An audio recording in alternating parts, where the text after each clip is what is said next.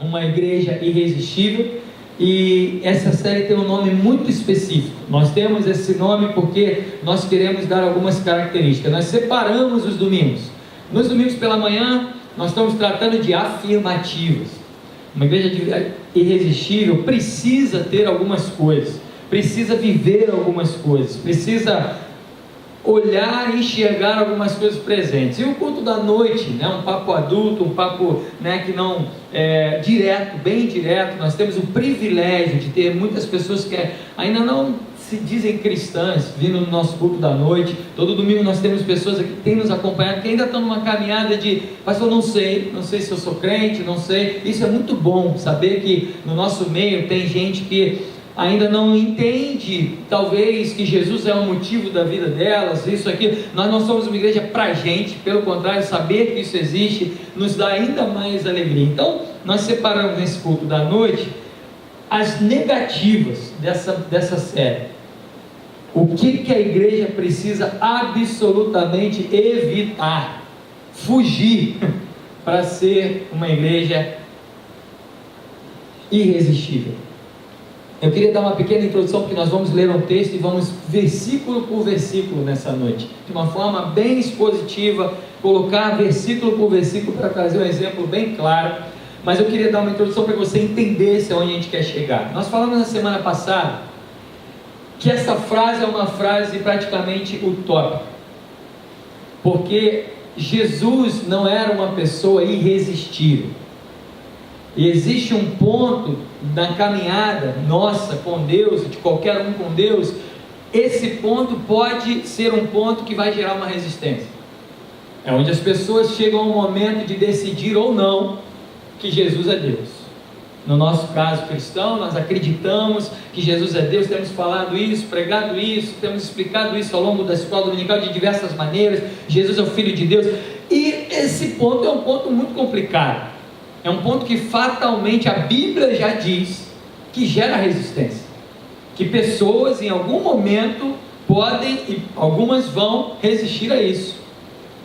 E aí é onde entra a minha crise como pastor, porque na verdade esse deveria ser o único ponto de resistência.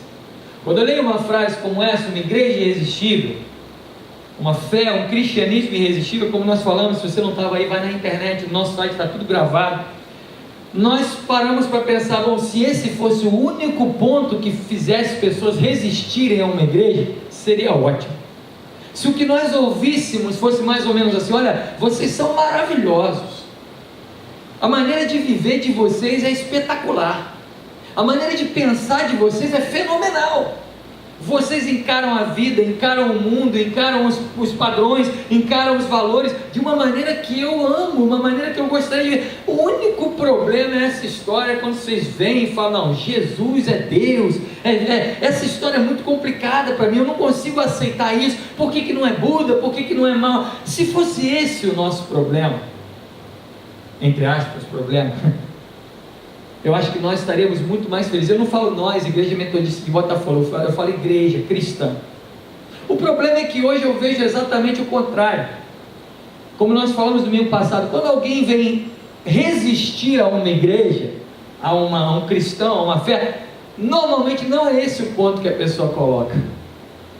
Ela não coloca: não, eu não gosto de vocês porque essa história que Jesus é Deus é muito complicada. Não, ela coloca: mas é um povinho chato, mas é um povinho que julga, é um povinho que se acha mais importante, mais inteligente do que eu, é um povinho que fica tirando dinheiro dos outros, e começa a colocar uma série de, não é verdade? Ou é só aonde eu vejo? Não é verdade isso? Quando a gente começa a conversar no nosso trabalho, quando a gente começa a conversar em ambientes que não são cristãos, e se você não tem esse ambiente na sua vida, eu quero convidar você a ter. Eu ouvi muito tempo que nós não deveríamos ter amizades com quem não é cristão. Eu ouvi durante muito tempo que nós não deveríamos compartilhar ou estar perto dessas pessoas, porque seria um perigo. E olha, gente, eu como pastor dessa igreja digo que não concordo com isso, porque é nesse lugar que nós precisamos brilhar. Se há uma luz nessa igreja, se há algo mais importante do que essa denominação, se há algo mais importante do que eu e você, se há algo nesse lugar mais importante do que nossas doutrinas, do que nossas regras, esse algo é a luz de Cristo para nós cristãos. E se esse algo precisa brilhar, não é aqui dentro que ele tem que brilhar, porque aqui já está brilhando, não é verdade? Então, se você não tem oportunidades de estar perto de pessoas que não acreditam naquilo que você acredita, eu quero te desafiar desde já a gerar essas oportunidades. Se você sempre teve medo de andar com quem não é crente, esquece esse negócio. Vamos conversar mais e vamos ter amizades com pessoas diferentes de você. Vai fazer muito bem para você, e eu espero, se Deus quiser, que faça muito bem para essas pessoas com as quais você se relaciona. E aí, quando a gente começa a conversar com elas, elas trazem argumentos que na verdade são argumentos que a gente tem que ficar calado na maioria das vezes. Nós estávamos na nossa classe de integração agora, graças a Deus tem muitos alunos, nós estamos com mais de 20 alunos, hoje até que faltou uma galerinha, mas a gente teve que dividir e multiplicar. Nós temos uma classe de manhã, na nossa escola dominical 9h45, tivemos que abrir uma nova classe às 18 horas para dividir a turma em dois. Isso é um ótimo momento que a gente está vivendo. E nós estamos falando sobre nossas doutrinas, sobre o que a gente acredita, sobre o que vai, e nós temos, né, no nosso livro de regras, vários artigos, né, de religião. Um deles fala sobre, são 25, e um deles fala sobre a nossa rejeição, a adoração a deuses, a indulgências, a esse tipo de coisa. E aí, quando eu comecei a falar, muita gente veio para mim e falou: pastor, é verdade, a igreja católica, né, faz essas coisas. Eu falei: olha, eu gostaria de dizer que são apenas nossos irmãos católicos que vivem isso, mas não posso, porque o que eu vejo na televisão é um monte de igreja evangélica fazendo a mesma coisa, vendendo a água santa de não sei aonde, que você bota em cima da televisão, e que eu fico imaginando, hoje em dia, né, é até complicado, tem que ser malabarista. Antigamente, para botar em cima da televisão, aquelas televisões grandona, né, até dava, mas o cara tem uma televisão de LED, aí o pastor está na televisão, bota água em cima da televisão, eu falo: não, o cara vai ser mágico ali, tem que ser, né, David Copperfield. Aí eu boto uma prateleira, pastor, tal, não sei como, não, até enfim. E aí você compra o óleo que veio de não sei da onde. Eu fico falando, hoje a gente estava conversando sobre isso, não, eu falei: gente, as pessoas no final do culto vêm pedir para a gente: pastor, eu posso levar óleo ungido para casa? Eu falei: não. E o pessoal se assusta comigo: por que não? Porque não é isso aqui não é uma mágica, isso aqui não é um óleo mais precioso, só tem um cheirinho ali que eu não sei o que o pessoal coloca ali, que fica cheirosinho, é gostoso, mas nesse óleo não quer dizer nada. Nós não acreditamos no óleo ungido ou na água benta de sei lá o que. Nós acreditamos na unção com óleo, no poder de Deus. E tem gente vendendo fitinha disso, livro daquilo e roupa daquilo outro, e se você não comprar, você não é abençoado. E aí, quando eu olho meus amigos virarem para mim e falarem: cara, você é crente, você é pastor, você fica fazendo isso, enganando as pessoas, eu tenho que explicar. Primeiro, é engraçado, porque primeiro eu tenho que gastar uma meia hora dizendo o que eu não sou, para depois eu falar o que eu sou, né? E deveria ser o contrário. E quando eles vêm com esses argumentos, eu falo: olha, eu tenho que me calar, eu tenho que chorar junto com você.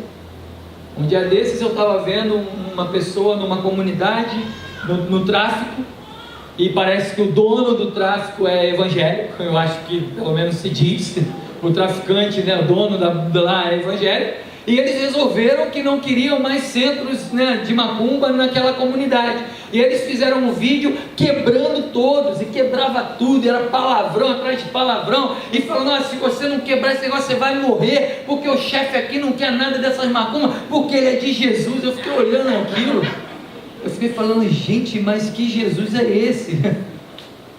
E quebra tudo. E aí quando me perguntaram de que lado eu me coloco, eu falei: olha, você quer saber de que lado eu me coloco? Nesse momento aí, eu me coloco do lado dessa pessoa aí que está tendo que quebrar a casa dela, que está tendo que quebrar tudo, por mais que eu não creia na religião dele, eu me coloco do lado dele. Olha que loucura, que inversão de valores que a gente está vivendo. E nós estamos em uma série que fala sobre uma igreja irresistível. Nós chegamos à conclusão na semana passada de que a grande maioria das coisas que fazem as pessoas resistirem a uma igreja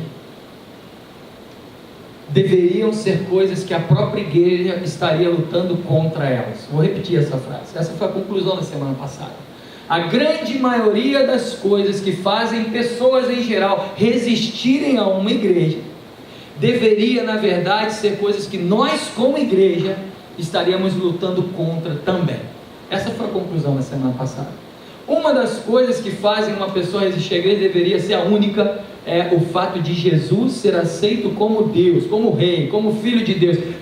Pessoas têm o direito humano de não aceitar isso, mas a grande maioria das coisas que levam pessoas a rejeitarem uma igreja, são coisas que nós como igreja deveríamos estar rejeitando também. E nós vamos continuar esse papo dando uma base bíblica para isso. Nós falamos muito e estudamos sobre isso nas células essa semana, sobre um modelo que Jesus quebrou, chamado modelo de templo. O que era um modelo de templo? Lugares sagrados, textos sagrados, homens sagrados, e normalmente somente homens, e seguidores sinceros, ou por medo, ou por dogmas, ou por uma cegueira. Esse era um modelo que existia e que ainda existe.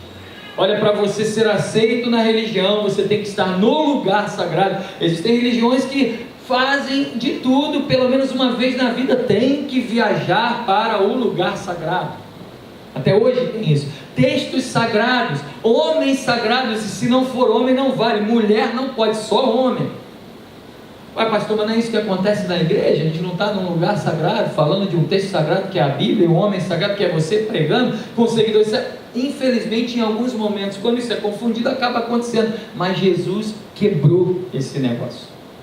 Jesus, ele traz algo novo para nós, que acompanha até hoje, deveria acompanhar cada um de nós em 2017. A Bíblia não é um livro para ser estudado de forma teológica, de forma apenas cultural. A Bíblia é um livro de regra para hoje, outubro de 2017. Aquilo que você lê na Bíblia tem que ser contextualizado e você usar amanhã, no seu trabalho, na sua casa, na sua escola. Do que adianta eu ler a Bíblia e desconectar a Bíblia da minha vida cotidiana? E quando Jesus traz essa realidade, ele fala: olha, a sua vida não é dentro de um templo sagrado. Os cristãos, na época que Jesus apareceu na história, foram perseguidos, e nós falávamos na classe de integração, eles tinham que se reunir de forma escondida. Então tudo que eles não podiam fazer era ir aos templos sagrados. E para onde eles iam? Para o oposto do sagrado. Eles se reuniram durante muitos anos em cemitérios, dentro de cemitérios que eram amaldiçoados pelos soldados romanos. Eles tinham medo de entrar no cemitério porque eles achavam que era assombrado. E aí os cristãos falavam: é lá que a gente vai se reunir, porque o templo não tem mais tanto valor quanto tinha antigamente. O que vale é a nossa vida, o que vale sou eu, é você. Nós, como diz a Bíblia que nós lemos, viramos templos do Espírito Santo. Isso tem que valer hoje. Você chega no teu trabalho para trabalhar, você chega na tua casa para falar com o seu empregado, se você tem a possibilidade de ter uma pessoa que te ajuda no seu lar, ou se você trabalha na casa de alguém como empregada doméstica, você entra lá e o que deveria passar na sua cabeça é o seguinte: Deus, Jesus está entrando nesse lugar. Se você não é cristão e está aqui nessa noite, você não tem nenhum compromisso com isso. Isso é uma grande loucura talvez para você. Eu nem acredito em Jesus. Como é que Jesus, esse pastor, está muito longo essa história. Mas se você é cristão, se você tem um compromisso com Deus afirmado um dia na sua vida, isso tem que ser real. Você vai para o teu trabalho, Jesus está ali. Você não vai, Jesus não, só se tiver outro cristão lá, Jesus está também. É mais ou menos assim que a banda toca. E aí Jesus, ele instaura essa nova aliança, como ele diz. Esse modelo que é quebrado. O modelo do templo requeria que as pessoas viessem para ter paz com Deus, e Jesus diz: esqueça isso, tenha paz com seu vizinho, tenha paz com seu inimigo, ore pelos que perseguem o seu inimigo, e dessa maneira você vai estar me agradando. Ao invés de vir a um lugar, vão a vários lugares. Jesus faz exatamente o movimento contrário. O modelo do templo tinha nações específicas. Se você não nasceu nessa nação, já era, meu amigo. Dá um jeito, casa com alguém dessa nação, senão não vai ter. Jesus chega e fala: é para todo mundo. Acabou essa história de só esse, só aquele. Muda tudo. Jesus ele não cria uma nova religião, Jesus cria um movimento. E um movimento que foi muito mal visto no início. Atos 17, quando vão falar do movimento de Jesus, falam assim: olha, aqueles que estão transtornando e alvoroçando o mundo, também estão chegando perto da gente, cuidado. É assim que apresentam aqueles que seguiam Jesus na época. Jesus ele traz um movimento que foi complicado. A nossa consciência, ela determina muito mais do que a gente pensa. Ela determina realidades religiosas que às vezes Jesus não colocou. A cultura traz isso. Eu morei 6 anos na Europa, e coisas que para lá eram permitidas, para cá são proibidas. Coisas que aqui são permitidas, lá eram proibidas. Isso não tem nada a ver com o Evangelho de Jesus, tem a ver com a cultura que eu me encontrava.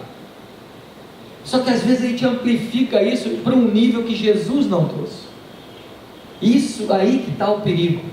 E começa a criar regras em cima de regras, o estilo de roupa que você usa, terno, gravata, roupinha da moda, gelzinho no cabelo, isso aí não tem nada a ver com ser mais ou menos crente, isso tem a ver com você, querer ser mais bonito, mais cafona, mais cheirosinho, mais, enfim, hábitos que você passa a ter, tem a ver muito mais com você do que com Jesus. Palavras que você passa a usar. Você já reparou que as pessoas, quando se convertem a um movimento, elas trocam o seu vocabulário? Muitas vezes isso é bom, mas muitas vezes isso não tem nada a ver com Jesus. E dependendo da própria denominação, elas criam um vocabulário próprio. Por exemplo, eu entrei num ambiente que todo mundo só chamava um ou outro de varão. E aí era varão para cá, varão para lá, ou varão não sei o quê. E eu olhava, eu levei um amigo meu que não é cristão, ele virou para mim e falou: varão? Que história é essa? Que varão? É muito estranho. Uma vez, isso não é piada, isso é verdade. Uma vez um amigo meu, bombeiro, me contou uma história trágica. Festa do Corpo de Bombeiros. Pela primeira vez em muitos anos, o coronel lá, sei lá como chama, resolveu abrir para os evangélicos fazerem um culto. Era uma bala só, era um revólver de uma bala só. Olha, vocês têm essa oportunidade. Se der certo, a gente continua. Se não der, a gente não continua.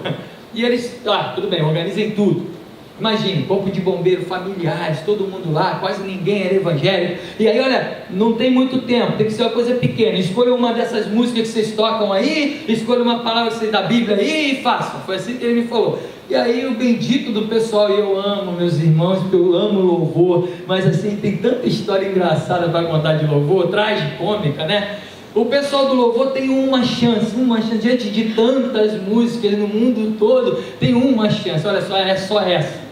Tá bom, já escolhemos a música. E aí chega lá na hora de cantar, imagina, aquela um monte de família, um monte de gente, ninguém era crente, ninguém entendia nada do Evangelho. E aí eles começam o louvor, primeira e única música: incendeia, Senhor, a tua noiva, incendeia, Senhor, a tua igreja. Olha a letra, imagina que você não é cristão, imagina que você não entende nada de Jesus, que você está lá numa festa do Corpo de Bombeiro, aí aparece assim: incendeia a tua noiva, peraí, minha noiva, eu não vou botar fogo, eu vou casar daqui a 3, incendeia a igreja, mas a gente é bombeiro, tem que apagar fogo, os caras estão mandando botar fogo. Imagina a confusão que deu. Acabou, né? Não preciso dizer que foi uma tragédia. E que o coronel chamou no final da vez, não é piada, isso aconteceu. Hábitos que a gente acaba tendo, acabam virando religiosos, mas às vezes nada tem a ver com o projeto de Jesus para nós. Às vezes nada tem a ver com Jesus para nós. E é interessante que Jesus era muito bem visto e bem quisto pelas pessoas que eram rejeitadas pelos donos e religiosos da época. Já pararam para pensar? Jesus, quando parava para falar, quem vinha perto dele eram os desmerecidos. Eles recebiam e olhavam e ouviam, e os doutores da lei questionavam e jogavam ele de lado. Jesus era muito mais agradável do que a gente imagina, e às vezes a gente pinta um Jesus muito mais chato do que a gente imagina. Aqueles traficantes corruptos, problemáticos, que ninguém queria estar perto, Jesus estava sempre perto deles.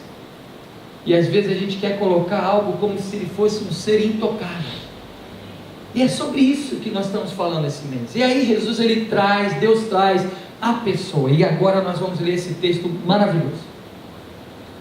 Ele precisava trazer alguém completamente diferente do sistema, alguém completamente diferente daquela realidade religiosa que foi instaurada, e ele traz alguém do outro lado da história, chamado Paulo, Saulo de Tarso, um judeu que detestava essas pessoas aí que começam a falar desse tal de Jesus. Que história é essa que estão bagunçando o judaísmo, estão acabando com a nossa religião, eu vou mandar matar todo mundo? Um judeu bem instruído, um judeu de liderança, um judeu que exercia influência, um judeu líder, assim diz a história. E numa dessas viagens para mandar matar esses homens que falavam desse tal de Jesus, Deus vai lá e tem um encontro com ele e muda a vida dele radicalmente. Era um fariseu zeloso, guardava todos os mandamentos do modelo do templo que Jesus destrói. E quando ele vê a bagunça, ele vem destruir a seita dos cristãos e ele vira de lado. E quando ele vira de lado, Deus trabalha na vida dele de tal forma que ele é uma das primeiras pessoas a enxergar como ninguém mais enxergou o Evangelho de Jesus. Olha que loucura que Jesus faz. Pega uma pessoa, é como se ele pegasse o maior, o maior mestre dos magos do islamismo, que detesta os cristãos e que luta contra eles, e trouxesse essa pessoa para o Evangelho de uma maneira tal, que essa pessoa viesse a ter um entendimento do Evangelho que nem os evangélicos estavam conseguindo ver. Mais ou menos isso. E eu quero que você abra a sua Bíblia, porque nós vamos ler versículo por versículo, e vamos tentar fazer isso de uma forma breve, apesar de ser quase impossível, missão impossível. Gálatas capítulo 5, lá no Novo Testamento, Paulo foi responsável por iniciar várias igrejas. Se nós estamos aqui hoje, muito provavelmente Paulo teve grande influência nisso. Esse homem que detestava esses cristãos, e de repente ele vira de lado e começa a enxergar de maneira tremenda, e ele escreve uma carta a uma das igrejas que estava lá em Gálatas, capítulo 5. Jesus era judeu, e os judeus da época queriam falar o seguinte: olha, se você quer seguir a Jesus, você precisa ser judeu. E para você ser judeu, uma das coisas que você tem que fazer, se você é homem, é um negócio chamado circuncisão. Quem não sabe o que é circuncisão, pesquisa aí, mas se você não sabe, é dar um cortezinho nas partes íntimas. Os judeus fazem isso até hoje. Não é tão agradável assim para uma criança, porque isso era feito quando a pessoa era criança. Aí imagina, alguém chega para você com 30 anos de idade, 40 anos de idade, 45 anos de idade, e fala: meu amigo, você quer aceitar Jesus, esse Jesus que está, então é o seguinte, você tem 40 anos de idade, ó, vai dar um cortezinho aí no negócio. Imagina, se para uma criança já é complicado, imagina para um adulto. E Paulo vê aquele negócio e fala: gente, que loucura, estão trazendo uma coisa velha para um troço que mudou. E aí Paulo começa a trazer uma palavra para uma igreja irresistível. Gálatas 5 diz o seguinte: para a liberdade foi que Cristo nos libertou, permanecei pois firmes, e não vos submetais de novo a jugo da escravidão. Paulo fala assim: olha, se a sua versão do Evangelho, dessa história de ser cristão, está lá atrás e não te torna mais livre do que você era antes, você está entendendo tudo errado. Se a tua visão de ser cristão te prende, te coloca em leis pequenininhas que vão fazer coisas absurdas com pessoas, você está piorando o processo, você não está melhorando. Se a sua, e isso vale para hoje, isso vale para 2017. Tem gente que vive o Evangelho de escravidão. Tem gente que vive o Evangelho com tanta regra, tanto não pode isso, não pode aquilo, tanto olha, se fizer vai ficar de castigo, vai entrar em disciplina, vai fazer aquilo, vai ser expulso, vai ser excomungado, não pode mais tomar ceia, vai perder a salvação. Eu ouço tanto isso, como se a salvação fosse um negócio que você troca todo dia na roleta. Se converteu, ficou mais chato, mais preso, mais preocupado, mais dentro de um conjunto de regras do que quando não era cristão. Isso acontece hoje, em 2000, não aqui nessa igreja, graças a Deus, mas em outra. Tem gente que está vivendo um presídio, e é por isso, se você não é cristão, talvez você esteja pensando: eu não gosto desses crentes, porque realmente esses caras agora não podem mais. A primeira coisa que Paulo fala para nós e para essas pessoas é a seguinte: olha, se tem uma coisa que vai acontecer com você quando você receber esse tal Jesus, se tem uma coisa que é fundamental, é a seguinte: a partir de hoje, meu amigo, minha amiga, você é livre. Nada mais te prende, as regrinhas, as coisinhas, acabou, você é livre. Você é livre para viver a sua vida com uma alegria que você nunca teve. E Paulo continua: eu, Paulo, vos digo, e aí ele entra no assunto que o pessoal estava brigando lá, que tinha que cortar o negócio ou não. Eu, Paulo, vos digo que se vocês deixarem isso acontecer, se vos deixarem circuncidar, Cristo de nada vos aproveitará. Paulo chega e fala assim: olha, deixa eu explicar um negócio aqui. Paulo, ele não era contra aquela regra. Se a pessoa nasceu dentro do ambiente judeu e viveu aquele negócio ali, amém, que bom, já foi feito, já fez, era tradição, todo o Antigo Testamento falava para os judeus fazerem isso, mas Paulo era judeu, provavelmente, muito certamente, ele passou por aquilo ali. Mas o problema é que eles queriam que para que a pessoa fosse cristã, ela se tornasse um judeu. E Paulo fala: vocês não entenderam nada, isso acabou. Isso acabou. Eu vou falar alguma coisa que pode escandalizar alguns aqui. Eu já ouvi muita gente pregando, sabe, orando: olha, os católicos todos têm que se converter, todo mundo tem que virar metodista. Talvez eu decepcione você, porque a minha oração não é essa. A minha oração é que os católicos que estão aí lendo a mesma Bíblia que eu tenham um encontro tão real com Jesus, tão real com o Espírito Santo de Deus. Se eles virarem cristãos protestantes ou não, isso não é problema meu, mas se imagina, eu fico imaginando se as igrejas católicas, com a expressão que eles têm de poder de tudo isso, se despertar para o Deus da Bíblia que eles têm nas mãos, e se eles começarem a ser livres para esse Deus. Não precisa virar metodista, pelo amor de Deus, não precisa virar protestante, que eles sejam homens e mulheres cheios de Deus e proclamem o Evangelho por aí afora, e Deus abençoe a vida deles. Amém.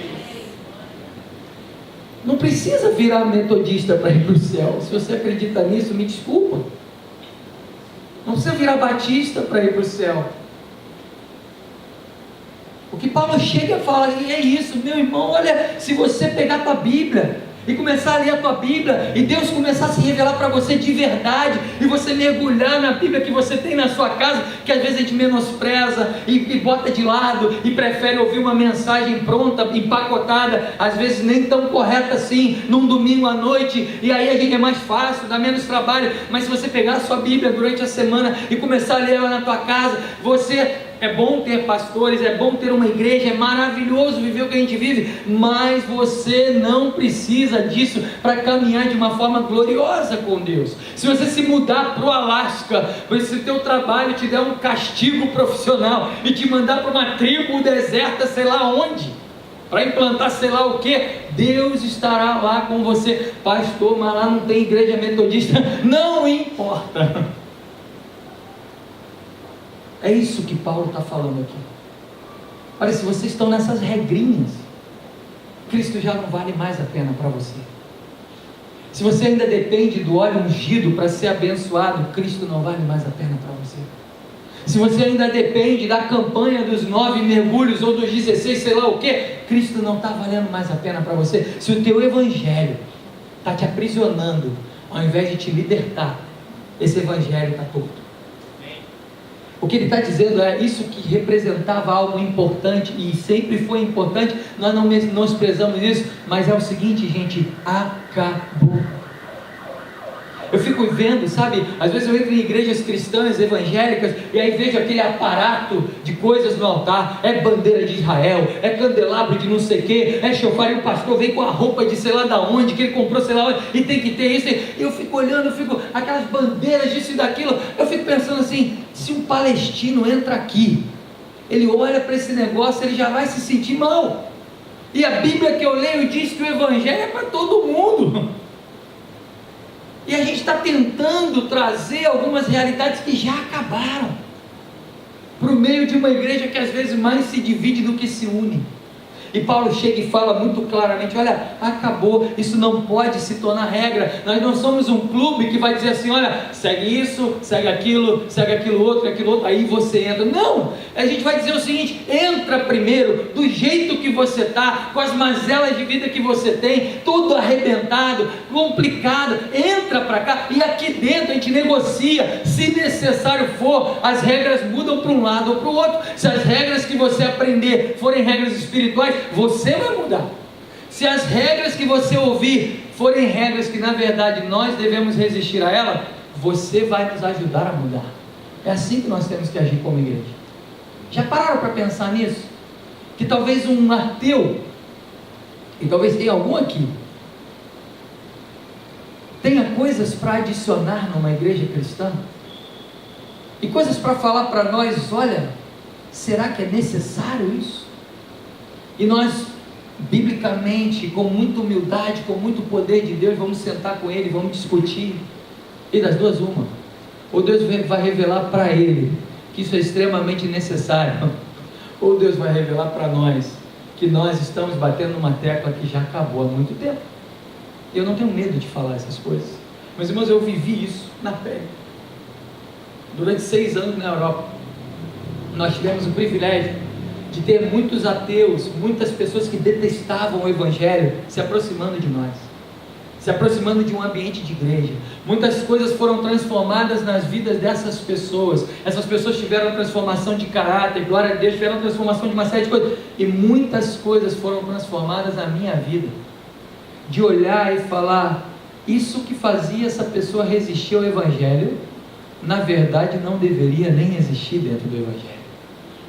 E nós começamos a pensar algo como Paulo fala aqui. E aí Paulo vem e fala de novo: testifico a todo homem que se deixa se circuncidar, que está obrigado a guardar toda a lei. Aí ele bota um negócio lá, não, vou explicar para você rapidinho, que era o seguinte: tinha 10 mandamentos, isso é o que todo mundo conhece, né? A historinha dos 10 mandamentos. Mas você não sabe que os judeus criaram 613 leis, uma para cada letra dos 10 mandamentos. Se você juntar todas as letras dos 10 mandamentos, dá 613. Eles criaram 613 leis. Dessas 613, 248 eram leis que eles chamavam de leis afirmativas. Olha, faça isso, faça aquilo. Diziam eles que era uma para cada órgão, membro do corpo. Na época eles entendiam que eram 248. E outras 365 leis eram leis negativas. Olha, não faça isso. Uma para cada dia do ano. Você já acordava: olha, não faz isso. Acordava no dia seguinte: não faz aquilo. Tinham 613. Aí Paulo chega para eles e fala: olha só, vocês estão querendo guardar essa lei? Então faz o seguinte: guardou essa,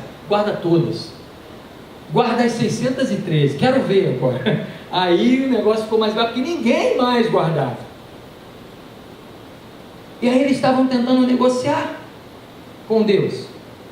Como diz o versículo 4: de Cristo vos desligastes, vós que procurais justificar-vos na lei, da graça decaíste. Era aquele povo que estava tentando negociar: olha, as 613 eu não posso cumprir, mas essa aqui que é mais visível, a gente cumpre. É mais ou menos assim: eu chego para você, Davi, e falo: ó, Davi, está aqui, esse celular aqui, ó, estou te dando de presente. É de brincadeira, tá? Não vou te dar. Eu estou te dando de presente, é para você. E aí você chega: não posso aceitar. Eu digo: não, mas é presente. E você, de tanto insistir, me convence que você tem que me pagar pelo presente. Ele te faz um cálculo: não, esse lugar custa, tá, eu te pago 20%, 10%. Isso não é um presente, isso é um desconto, isso é uma promoção. Era isso que eles estavam tentando fazer aqui. Ao invés de ganhar algo maravilhoso que Jesus deu para a igreja de graça, eles estavam negociando uma promoção. Olha, eu cumpro 10%, que nem era 10%, era uma só, e o resto fica na conta. E diz Paulo: vocês saíram da graça. Meus irmãos, nós estamos encerrando, porque nós vamos continuar essa mensagem no domingo que vem. Versículos 5 e 6 diz: porque nós, pelo Espírito, aguardamos a esperança da justiça que provém da fé. Porque em Cristo Jesus nem a circuncisão, nem a incircuncisão tem valor algum. E ele começa a falar: gente, eu sou judeu, eu já vivi esse negócio todo, isso não importa mais, não tem mais valor, não é continuação, é algo novo. é pela fé. Não tem mais essa história de pagar nessa situação aí que vocês estão querendo fazer. E agora a gente traz isso para cá, para a nossa vida de 2017, porque tem muito texto pela frente. Nós vamos ler muitos versículos ainda domingo que vem. Existem coisas nas igrejas que são coisas maravilhosas, mas existem principalmente brigas nas igrejas que não servem para nada. É gente brigando pelo estilo de música que se toca numa igreja, é o saudosista contra o moderninho. E quer saber quem tem razão? Nenhum dos dois. Porque, como diria Paulo, essas coisas não têm valor. É claro, se alguém provar que uma música antiga ou uma música nova não tem nada a ver com a palavra de Deus, aí a gente vai discutir. Agora, se ela é do Inário, ou se ela é a última música do Fernandinho, não importa. Se você gosta de ir de terno, eu fui na inauguração da igreja metodista no Barbudo. Meu pai assumiu a responsabilidade de pastorear uma nova igreja que foi inaugurada na quinta-feira, no bairro do Barbudo, lá na região dos Lagos, em Araruama. E foi uma grande festa, um grande momento, uma grande alegria, muita gente, um evento social até. Uma quinta-feira à noite, juntou gente que não tinha nem cadeira suficiente. Meu pai comprou algumas cadeiras para a igreja, pediu muitas cadeiras emprestadas e não cabia, era gente em pé, era aquela festa maravilhosa, muito gostoso. Mas era engraçado ver as diferenças. Alguns de terno e gravata, com aquela roupa bonita, linda. Outros moderninhos com gelzinho no cabelo. E era engraçado ver, um sentava de um lado e o outro sentava do extremo oposto. E um vinha porque, pastor, se não tiver o hino do Inário na igreja, eu nem vou frequentar. Aí o outro vinha, pastor, porque se tiver hino do Inário nessa igreja, não conta comigo não. Eu falei, gente, eu ficava olhando aquilo, eu falei, até quando? Até quando os cristãos vão brigar por essas coisas? E deixar o mundo, as pessoas querendo se converter, as pessoas ouvindo de Jesus e falando, eu quero essa vida nova, eu quero esse negócio. E aí, não, para aí, para você ter, dá uma cortada no negócio aí, senão não dá. Clubes colocando regras, para que nós nos tornemos uma igreja irresistível. Nós precisamos fugir absolutamente do que a cultura, e principalmente a cultura religiosa, tem colocado no nosso meio. Como eu sempre digo, nem tudo que é gospel vem de Deus, e nem tudo que não é gospel vem do diabo. Nem tudo que é apresentado como santo, porque foi santo há 300 anos atrás, continua tendo a mesma maneira efetiva de se comunicar hoje. Mas nem tudo que foi apresentado como santo há 300 anos atrás precisa ser desprezado com o argumento de que hoje é um novo momento. O dia que nós entendemos isso, e se você não é cristão, talvez você esteja pensando, é por isso que eu não gosto das igrejas, porque eles excluem tanto, e para eu entrar eu tenho que passar por tanta coisa. E quando nós abrimos nossa Bíblia, nós vemos um Jesus que fala, olha, você está cansado, a tua vida está uma loucura, está uma tragédia, você não é desacreditado por todos, vinde a mim e eu vos aliviarei. Esse é o Jesus que nós devemos pregar, que não é católico, que não é metodista, que não é batista, que não criou a igreja cristã, que não criou o movimento católico ou protestante.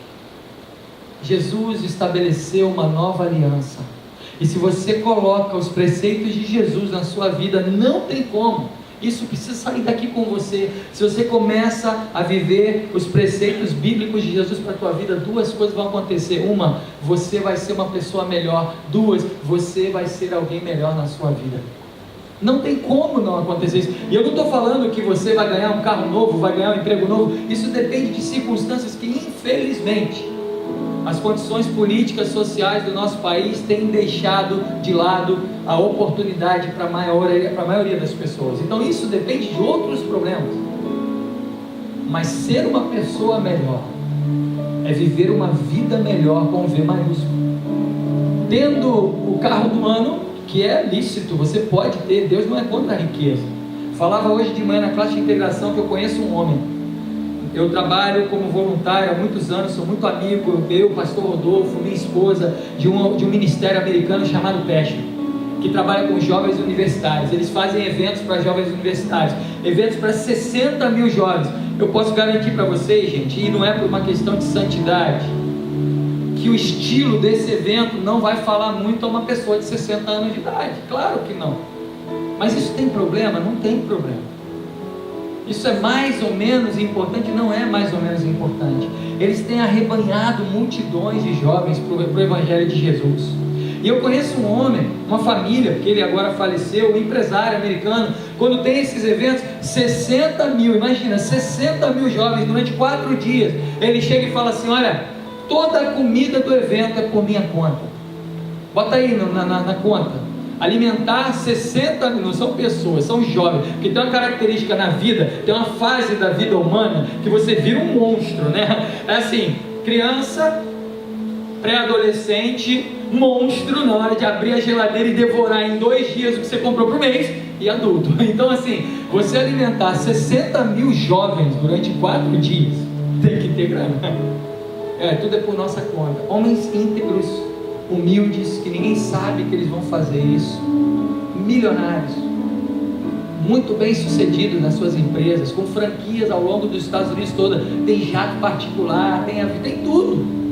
Mas homens que pegaram o dinheiro deles, uma família que pegou o dinheiro deles e falou: olha, está aqui, a filha deles, que seria a CEO da grande rede de empresas, assumiu um projeto missionário agora, foi com o marido, morou no Brasil 4 anos, e agora, se eu não me engano, está na África, vivendo uma vida como Deus mandou ela viver. Então, sabe, não é ter dinheiro ou não ter dinheiro significa ter uma vida boa, não é isso.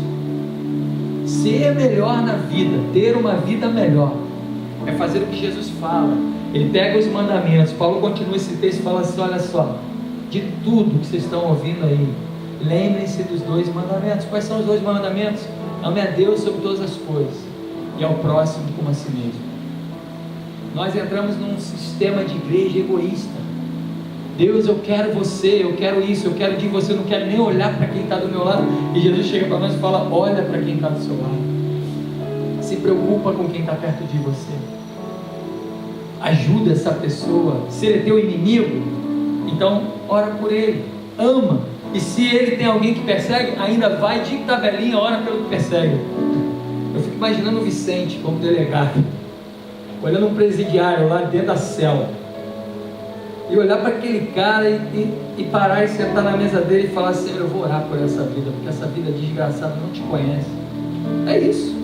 Essa é a nossa vida, no nosso dia a dia. Essa é a nossa vida. É você olhar para as circunstâncias da vida e falar: o que essa liberdade que é tão livre, tão maravilhosa, traz para mim? Eu não preciso mais dessas regrinhas que mais me aprisionam do que me libertam. Eu não preciso mais criar motivos de resistência para pessoas que não conhecem o Evangelho, que nem eu deveria ter. Então está na hora da gente avaliar isso como igreja. Está na hora da gente sair daqui e falar: gente, isso é revolucionário. Isso é revolucionário. Jesus, ele trouxe algo que, por isso que ele morreu, não dava. É revolucionário. E se você fizer isso, a sua vida muda, a sua igreja, essa igreja muda, o seu bairro muda, o seu trabalho muda. Eu acredito nisso, porque aqueles que transtornavam o mundo vão chegar aonde você chegará. Eu quero orar com você, para nós continuar. Então, fuja de tudo o que é resistível, de todas as regrinhas que não tem fundamento bíblico. Como é que eu vou saber, pastor? Sim, lê a Bíblia. Porque aí você vai ter que discernir coisas mais profundas. Isso que eu estou falando aqui é muito bonito de ouvir, mas não é fácil de viver. Vai, pastor, então o que eu vou fazer agora? Liberdade, abre as asas sobre nós. Não. Você vai pegar a tua Bíblia e você vai começar a discernir o que é e o que não é, o que Jesus fala, o que ele não fala. Você vai ter o teu pastor ao teu lado, a tua igreja ao teu lado, a tua escola dominical ao teu lado, para discutir seriamente sobre regras, sobre condução de vida. Essa é a igreja que nós queremos viver. Essa é a igreja que nós queremos, como diz Atos 2:47, diz a Bíblia que o povo de Deus naquela época contava com o favor de Deus e com a simpatia de todo o povo. E dia a dia ia acrescentando o próprio Deus os que iam sendo salvos. Já imaginou isso? Você ser tão simpático, tão agradável, tão irresistível, a ponto das pessoas olharem para você: cara, o que é isso? Que história é essa? A ponto de chegar alguém aqui na igreja e não precisar entregar folheto. Naquela época não tinha ministério de evangelização. Vamos entregar um folhetinho ali no sinal. Se fosse entregar, era preso. Mas eles eram tão agradáveis, eles eram tão legais, eram tão livres, era tão clara a alegria, era tão contagiante, que as pessoas falaram: eu preciso disso para mim. Aí o pastor Rodolfo, no consultório dele, as pessoas ficarem encantadas com o profissional e com a pessoa. Gente, essa pessoa tem algo diferente. É isso. Vamos orar? Fuja de coisas que já acabaram. Discerna espiritualmente com a ajuda da sua igreja. Nós estamos aqui para isso. Mas fuja daquilo que já acabou. Nós somos uma igreja livre, estabelecida na nova aliança de Jesus, estabelecida em um projeto de vida livre para mim e para você. Fuja das regrinhas sem explicação.